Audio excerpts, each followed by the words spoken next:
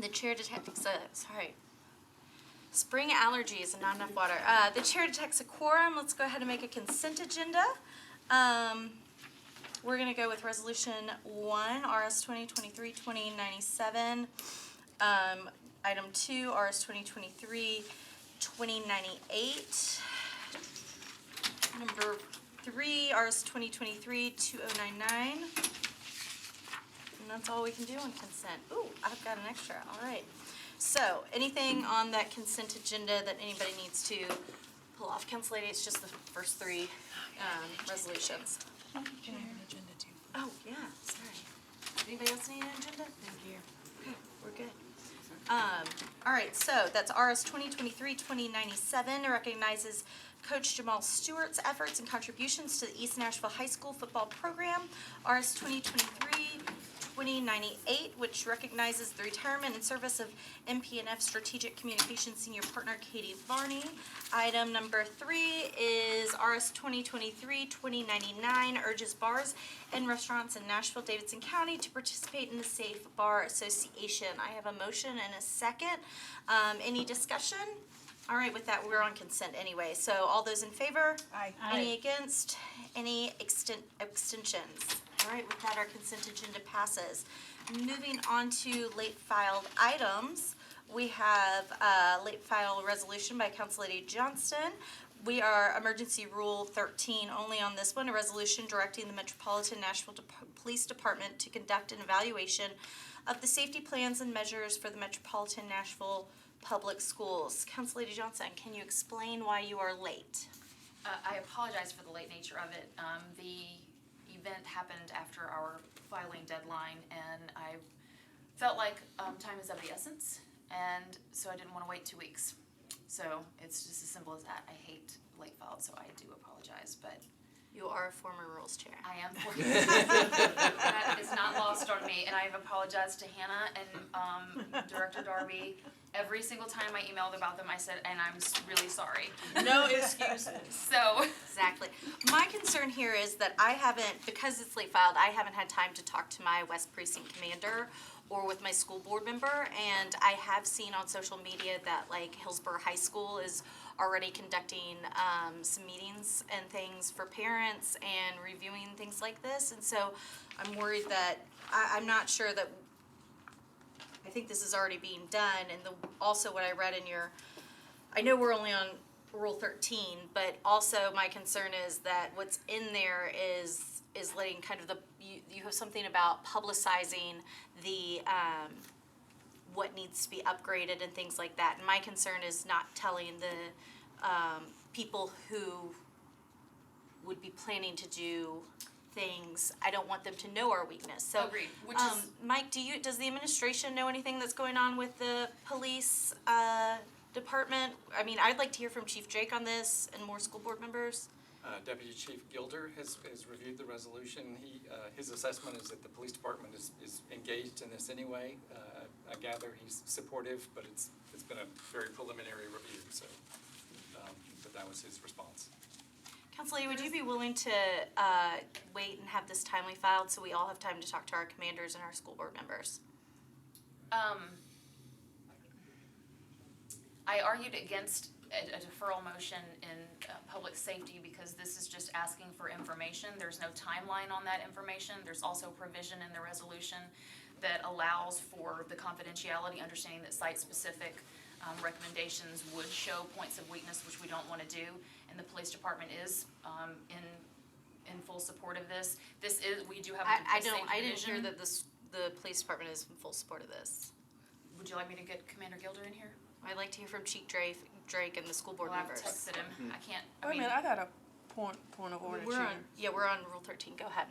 Yeah, so I think we're getting into the merits of the resolution itself versus the reason why it was late filed, which is that's what we're voting on. I'm gonna vote to defer this and let it be timely filed so we can have all the information. Anyone else? Discussion? I voted to defer in public health and safety, and I don't have an issue with the timely file aspect of it, but I did talk to my school board member on the way in, and there's a parent advisory council meeting next week, and the topic is safety, and my preference would be to go and hear from the school system then and what they're doing and understand more, but I abstained in public health and safety, but I would vote yes on the late filed nature aspect of it. I think that's a very valid point, but looking at the Rule 13 aspect of it, I don't have an issue with that, and so would be supportive of it going on. Yeah. I guess repeat to me, what is the emergency nature? Kids are dying in schools, and we're behind the 8 ball as it is. We've had, I don't know how many school shootings, and so asking for information of what these recommendations for school security are from the experts, which is MNPD. I think the sooner that we request it, the sooner we will get that information for it to be a tool as we have these discussions with our parents. The parents need to be armed with that information as well. They aren't experts. They're going to be looking to MNPD to say, well, what do you think that we should be doing from capital perspective, capital improvements, from human resources, from whatever their recommendations are, because they are the experts. And so that should be a tool as we have these discussions. And so it is in a collaborative nature, but it is a tool in the toolbox, and information is never harmful. I guess for me, the emergency nature, while I understand the emergency nature, I'm not sure that it has been fully thought out where we've heard all the information we need to get to decide on it tonight. Tanika, do you have anything, Councilor Verger? No, I'm in support of this resolution, late file, timely or not. I'm going into my 8th year. I've had numerous public safety meetings with the police and with school board members. And I can tell you that they don't have policies as it relates to our school system. So I applaud her for bringing this resolution forward. You may remember I attempted to bring forward an active shooting piece of legislation. I forget what year it was, but in any event, this body chose not to act on that. So that's all I have to say. I don't want to belabor it because we're voting on Rule 13, the emergency filing. The same for Rule 13. I have no problem with Yeah. it. Okay. Then that is moved forward without objection in here. There is a late filed amendment on that by Councilman Rosenberg, and the reason it is late filed is because the resolution was late filed. So if we have no problem with the resolution being late filed, I assume we have no problem with the amendment being late filed. Okay. All right, Council Lady Toombs. Courtney, can you see if Toombs is in the hallway? Yeah. We'll come back to that. Late filed amendment, Council Lady Hurt, 2023-1741. This is Rule 13 also authorizes Metro government's execution and delivery of an intergovernmental project agreement with the Sports Authority relating to the development and funding of new enclosed stadium. I'm assuming your is that the summary? That's not the summary of your. It's a summary of the bill. Not I was like, are you late filing another stadium? I was like, okay, you go, girl. But No, we're asking for the late file because the amendment came in late itself, and we wanted to just add a few things to it. We like what it is that Councilman Mendez has said because it's basically adding a little bit more meat to the resolution, the bill itself, in order for there to be some reporting for the participation of minority contracting. And what I am adding is that it's going to require some reporting for the 25% or less from the Titans to come back to the council and report to us. And all of that is also in conjunction with the disparity studies, because we just had that to go through and we wanted to update the language to that. It has been approved through budget and finance, it was approved through transportation, and it has been approved through public facilities. So that's the reason for the lateness of the wait, file. why was it late? Huh? That was the substance, but why is it late? Because the amendment just came out itself. on Monday, I think It's it like was. an amendment to Yeah, the amendment to the the- timely filed Mendez Amendment 5, but since the council does not do amendments to amendments, it's just a separate late Right. amendment. Yeah. Issues? No. Okay. You're good, Council Lady. Thank you so much.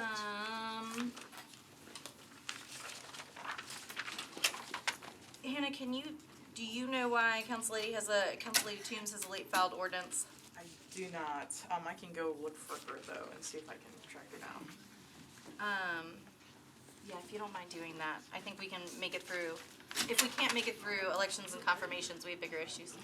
All right, so we're gonna do the arts. Council Lady Toombs right here. Oh, yeah, bring her in, please.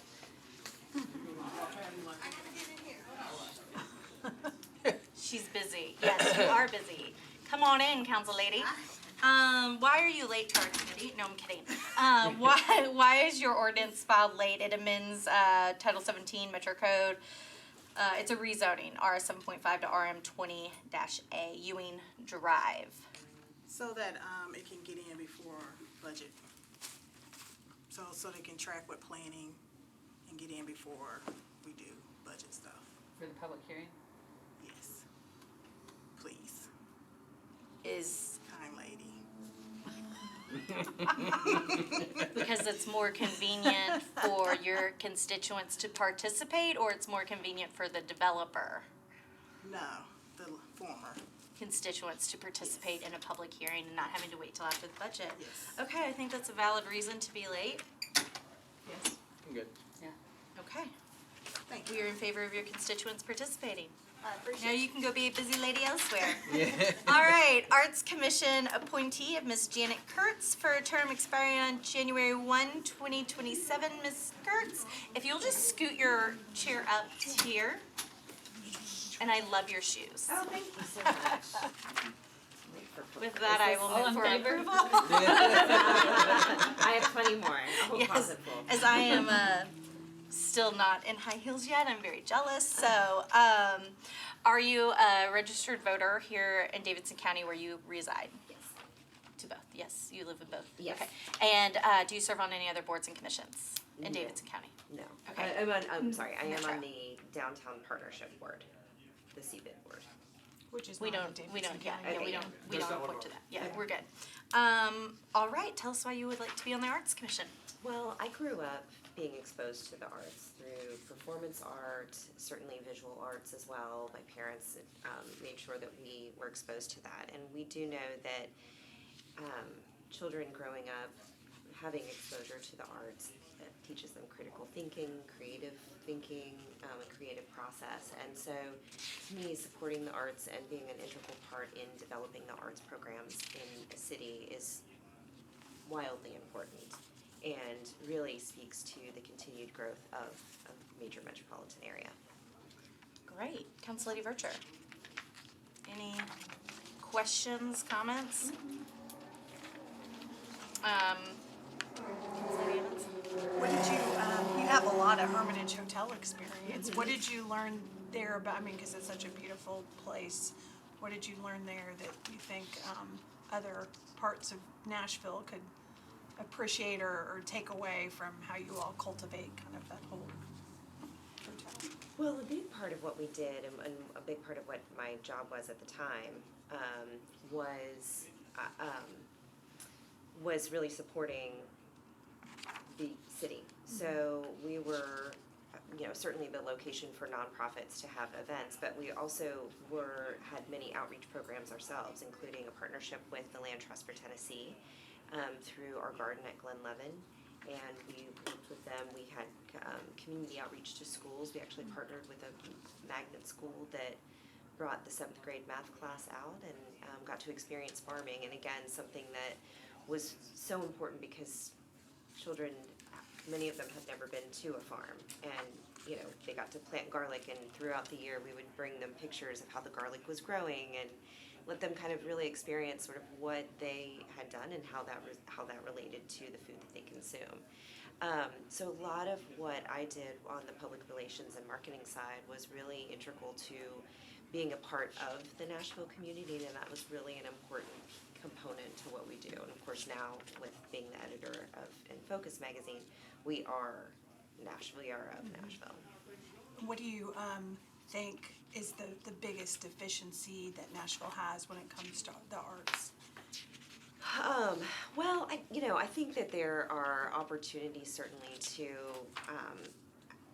engage more children in the arts, and not to focus exclusively on children. I think that the nonprofits are doing a great job with having adult outreach programs, but there could be more opportunities for that through Metro as well. I think we're going to have a wonderful opportunity with the riverfront once that gets developed, to create those public programming for the arts. And we see that in cities like Chattanooga, has done a wonderful job with public art and public art performances and displays. And with the plans for the riverfront, both on the west side and the east side, I think there are going to be phenomenal opportunities for public art to continue to exist and evolve. I just want to make sure you mean art beyond murals, right?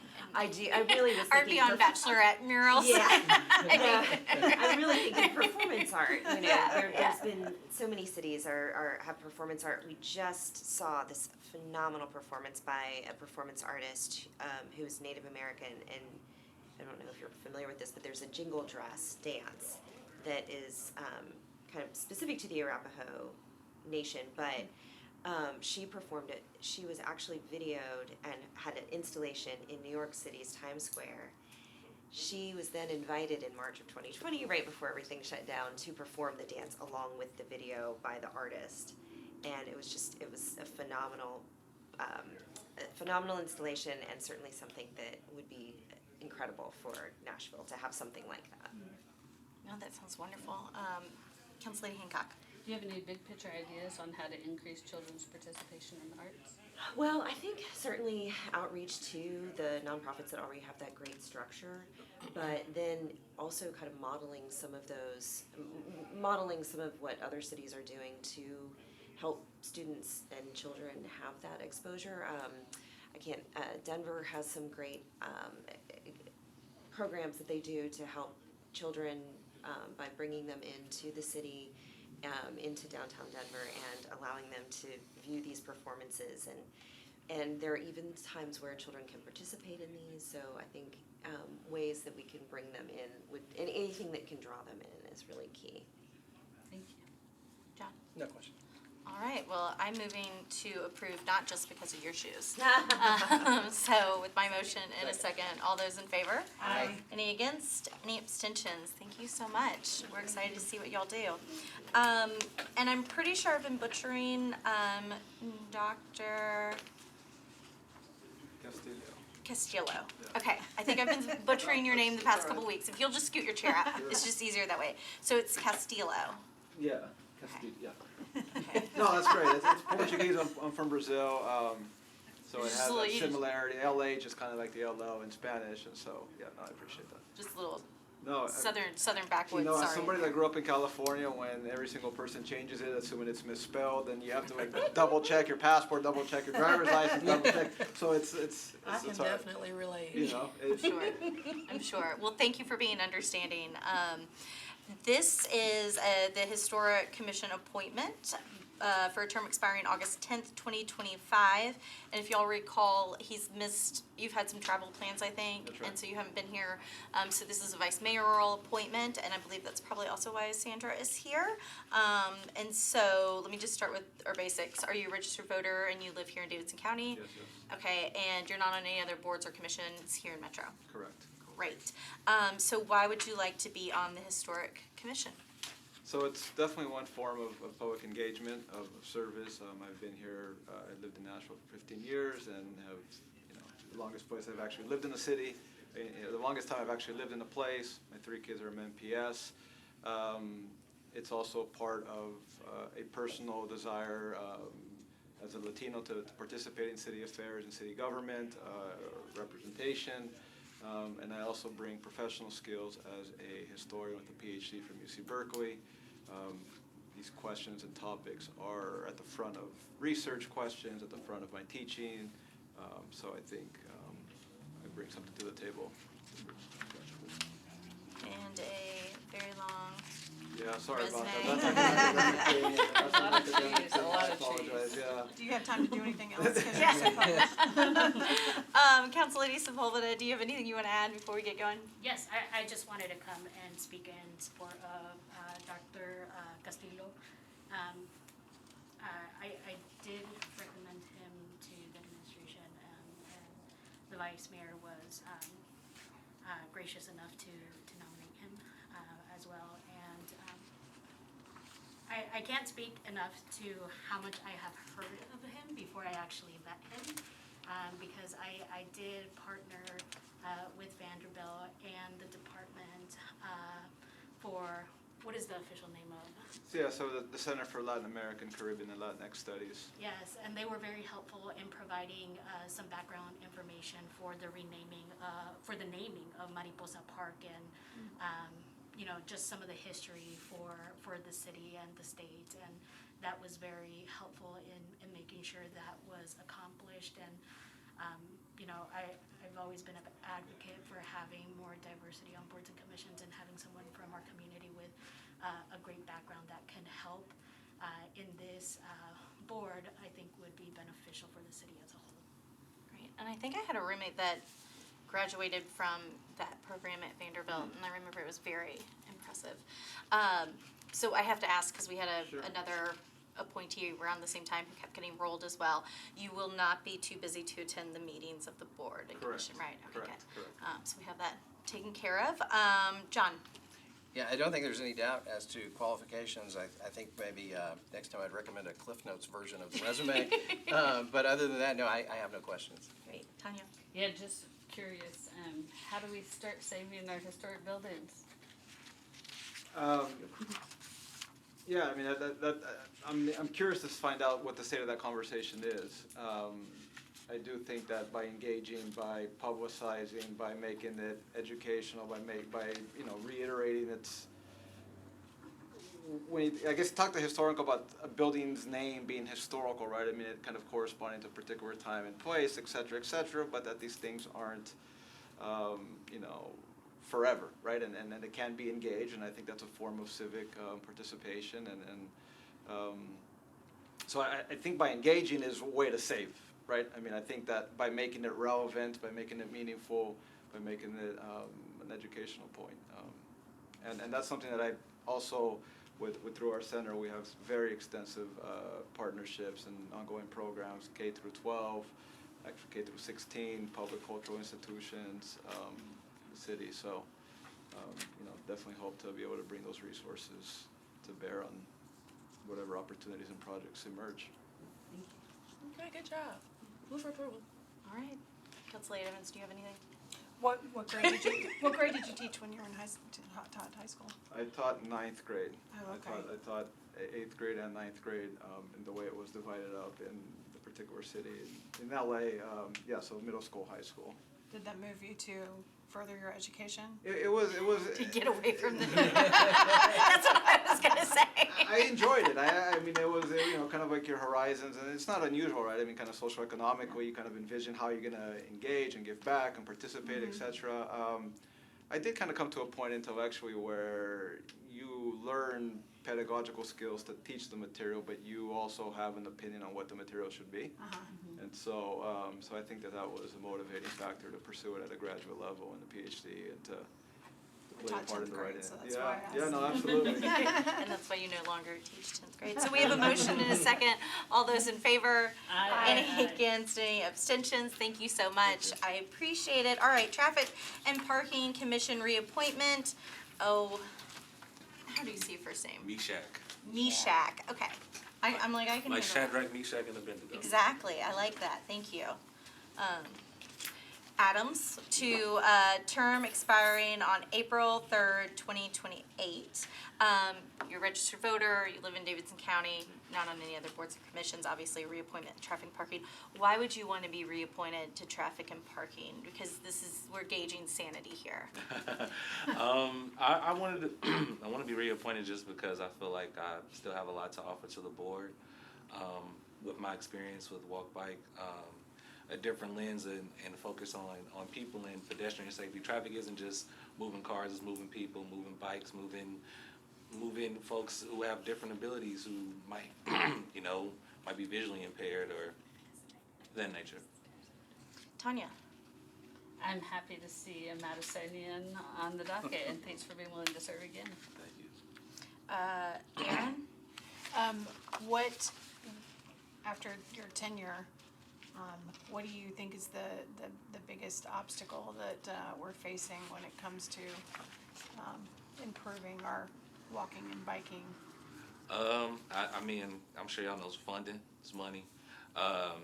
And just also it's a culture shift. Like Nashville's mode shift is 95% to 5% cars to using transit or any other means. So it's the funding, but also like the culture. Mm-hmm. Thank you.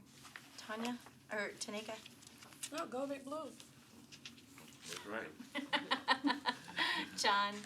I'm fascinated about you having been a Roku expert. I know, I saw that.